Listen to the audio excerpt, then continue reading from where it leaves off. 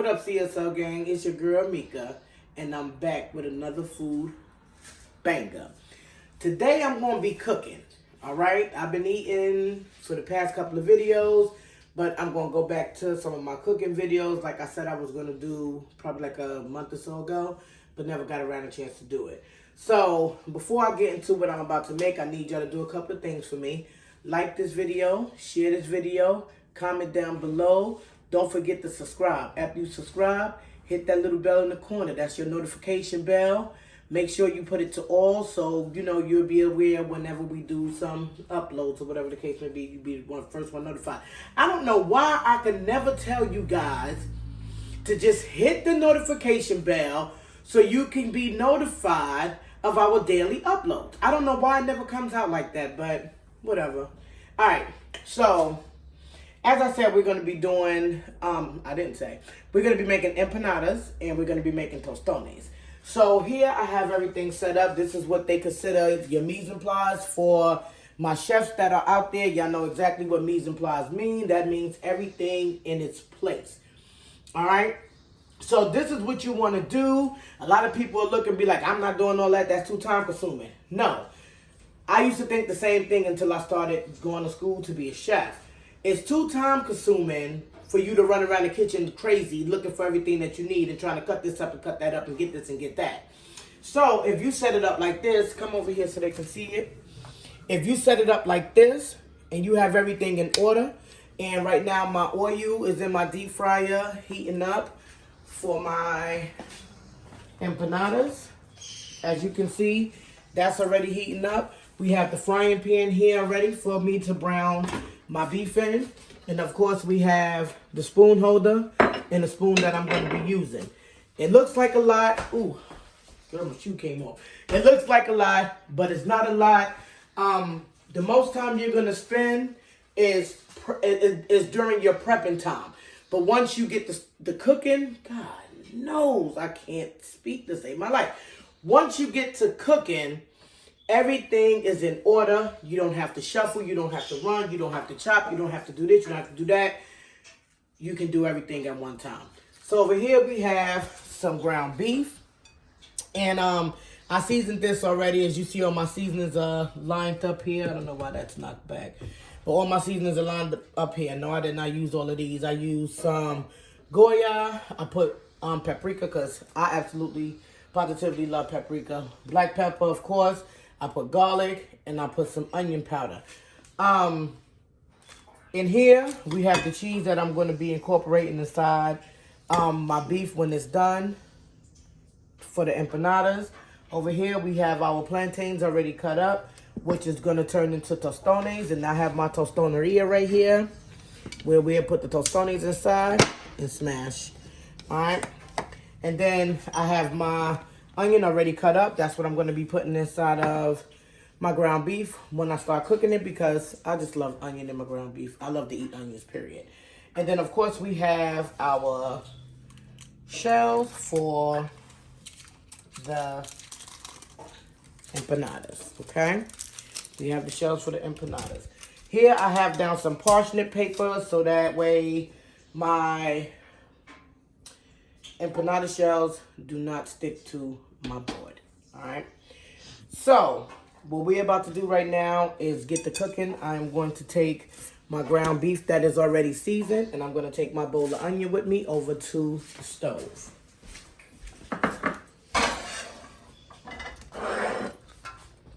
You want to put this low. If you have I don't know which I have. Some people may have electric, some people may have gas. I don't know. But depending on you, I'm not going to put it, you know, too high. So I'm going to put that in there.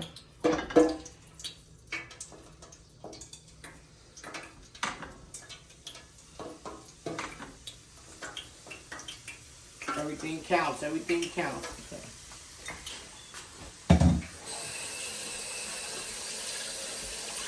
We're going to let that brown. So for everybody that knows, you let your ground meat cook until it browns up and get all little, you know, crumbly and all that other stuff. And add your onions inside so that your onions, hold on, because I'm running water. I have to wash my hands because I am dealing with raw meat. But here I am going to put my onions in with my ground beef. And I'm going to let all of this just cook in together and get nice and brown for me. Alright, we're going to make sure we get everything in there together. And my frying pan is Pioneer Woman. Yes, sir. And that frying pan is Pioneer Woman, and my tea kettle is Pioneer Woman. Everything is Pioneer Woman. I even got a Pioneer Woman spoon holder. I don't know why I ain't use that instead. All right, y'all. You just want to make sure you're not having no big pieces of meat together in here. You want to make sure your onions are thoroughly through. And you don't have to stand here and just do this. I'm just doing this because of the way I season my meat. And because I had it sitting in a bowl for prep, I want to make sure everything crumbles in good. All right, you guys. So, I'll see you back in a minute. By the time I see you back, my meat should be brown and we should be filling the empanadas. I'll be back.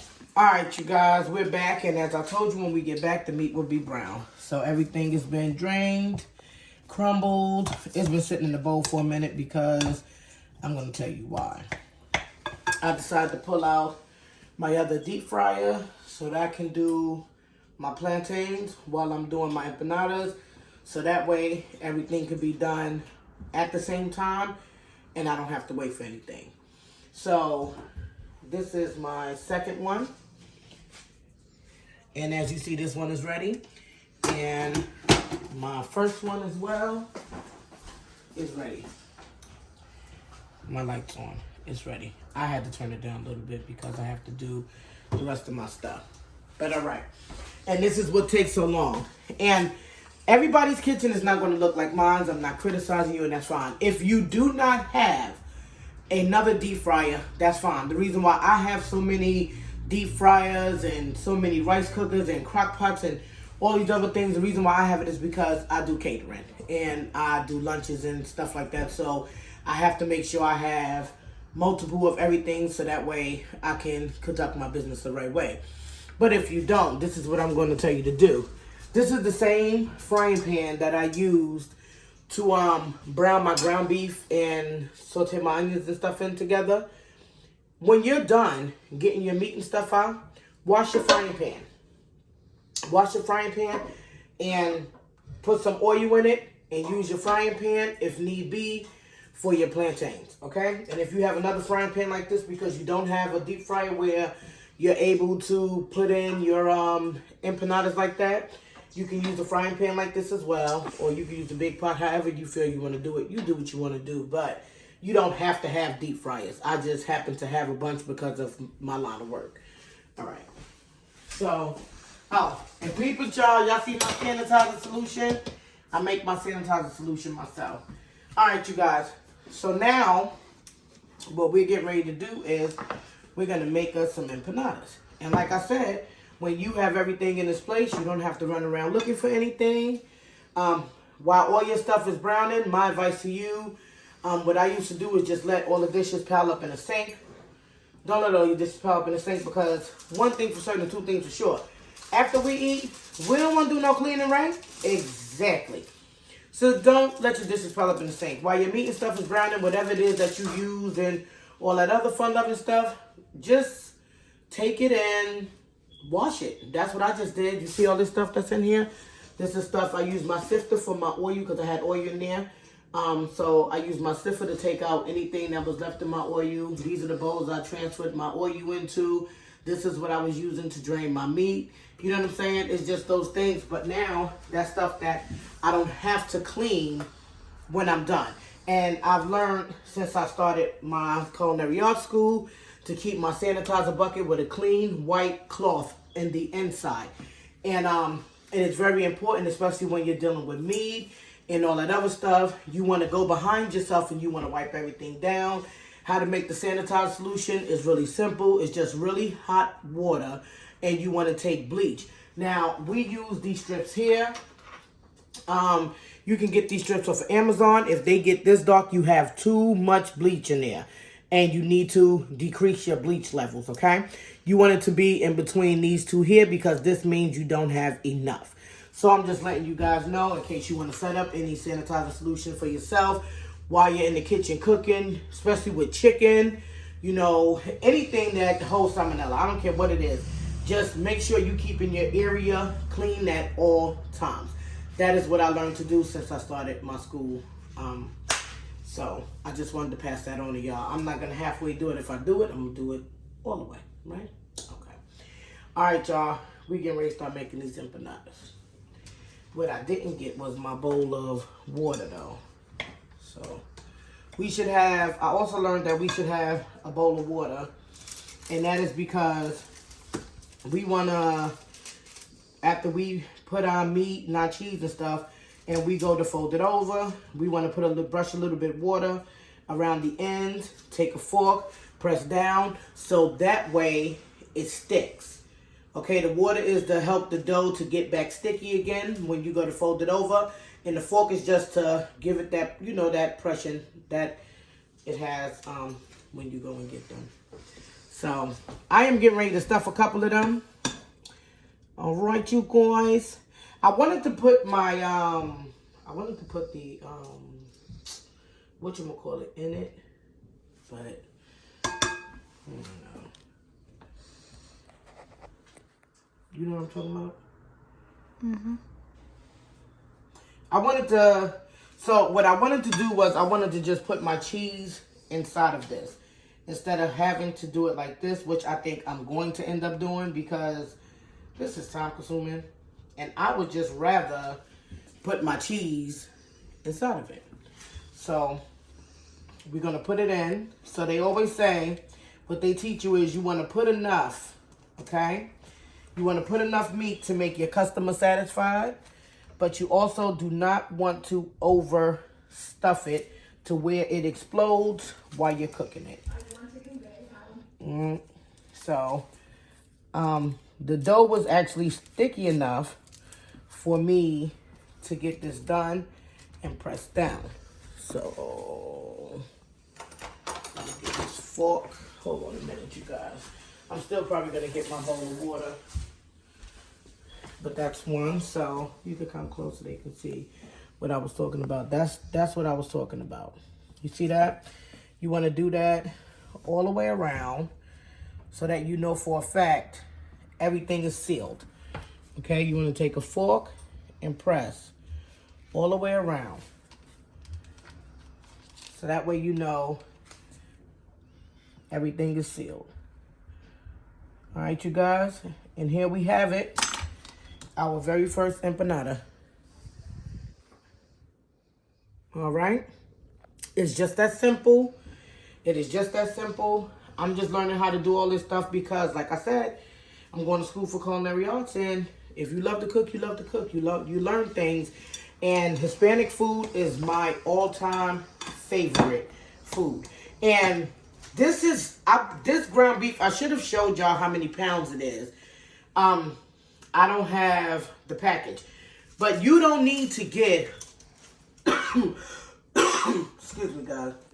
You don't need to get a gigantic package of meat when you're doing empanadas, and the reason be is because you see how small these discs are. They're small, unless you can find the bigger ones, like the ones I used to buy in Lebanon. When you buy the big ones, then of course you can fill them more. But I got 2 packs of the small ones, and these have what? 10 discs a piece. So I'm actually making 20 of them, and that's more than enough for us. But you don't have to buy like a humongous package of meat. This is the, what, medium, I'm going to say, between like a small and a medium package of meat that I have here. So I'm just going to go ahead and start on my next one. I really want to, I don't know, I'm kind of upset because my meat is still kind of like, this is probably going to be too much meat, to be honest with you. It's probably really going to be too much meat. I think it's going to be too much meat. But it's okay. Not too much meat in the empanada, y'all, but I think I'm going to have leftover meat. But it ain't nothing that I can't make a taco out of. Because if y'all know me, y'all know I love my tacos. Yeah. Alright, you guys, so I'm putting my cheese on again. And I'm going to tell you now, I'm really probably going to go on ahead and stop doing it like this and just put my cheese inside my meat because I just feel like it's better. And if I feel like one does not have enough cheese in it, then I'll add more cheese because I got a humongous bag of cheese in there. So I am stuffing these because we want them to be stuffed. You do them how you want to do them unless you're going to sell them. If I'm going to sell them, they're probably going to still be stuffed because I want people to come back. But, and I would be wearing gloves, you guys, when I'm working for my customers. I always, you know, try to be safe when I'm working for my customers. I still ain't getting my bowl of water, but it's okay because the good thing about these is they're already sticky, so. We on number 2. We ain't gonna be here doing number 3, 4, 5, and 20. And yeah, I skip my numbers like that because I gotta make 20 of them. But here's at least 2 of them for you. Okay, I'm gonna take that piece of cheese off so it don't bubble too much. And here you have it, empanada number 2. All right, and there you have it. All right, so you guys, by the time we come back, I'm going to have all my empanadas filled, and we'll be getting ready to fry them. So, I'll see you back in a few minutes. All right, you guys, we're back, and we're getting ready to drop some plantains. The oil is nice and hot. There we go, our first batch. And we already did one so we could get ready to taste it. But we're about to put a couple of more into the deep fryer here. Ooh.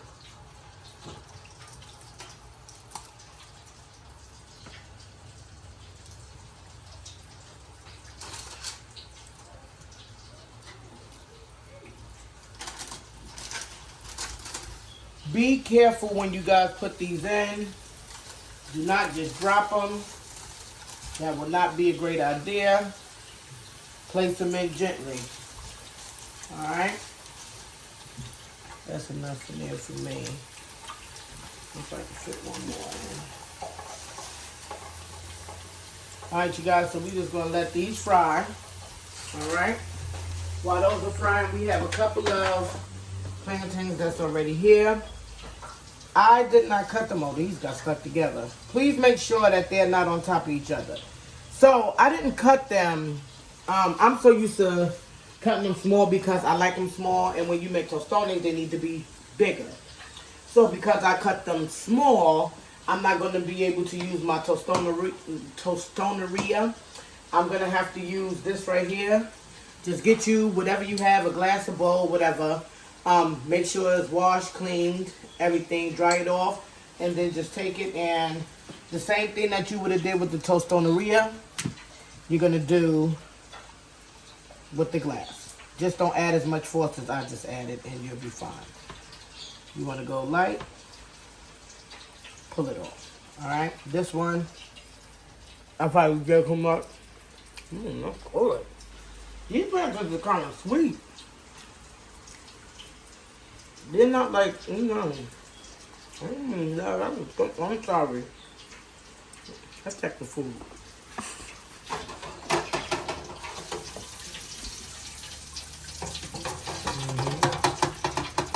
So we can get ready to take these here out.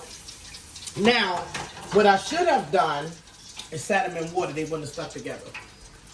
So, next time I know to sit them in water so they do not stick together. Because they become sticky and you have to, let me show you. They become sticky just as a banana does and you have to separate them. Alright? So, I'm going to do like I've seen the Chinese people do. And I am going to sit them in water. That's because normally I would have been already cooking them, but I wanted to cook them on here for you guys. And I like mine's golden. I do not like no light-skinned shell.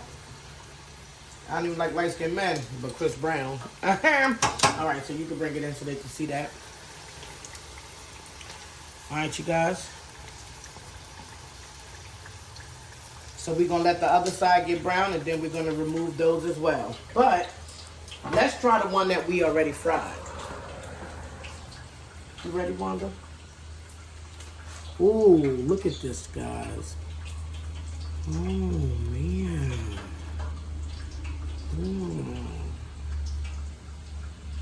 Bon appetit.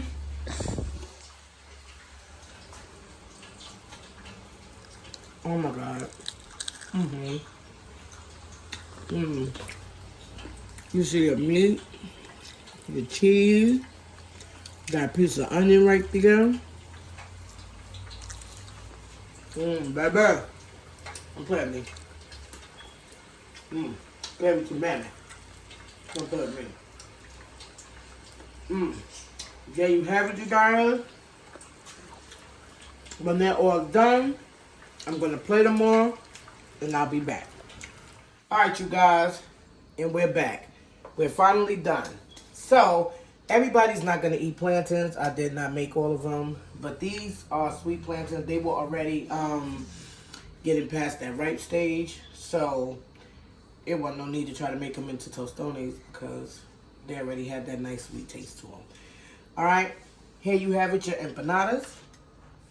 Here you have it, your plantains. And I'm actually going to use my salsa verde.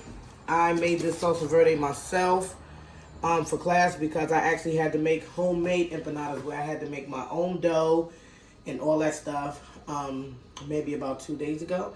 So I'm actually going to serve it with my homemade salsa verde on the side. And here you have it, my family meal. And we are all set to get ready to go and eat. So, until next time, you guys, I'll be back actually tomorrow. Not until next time. I'll be back tomorrow.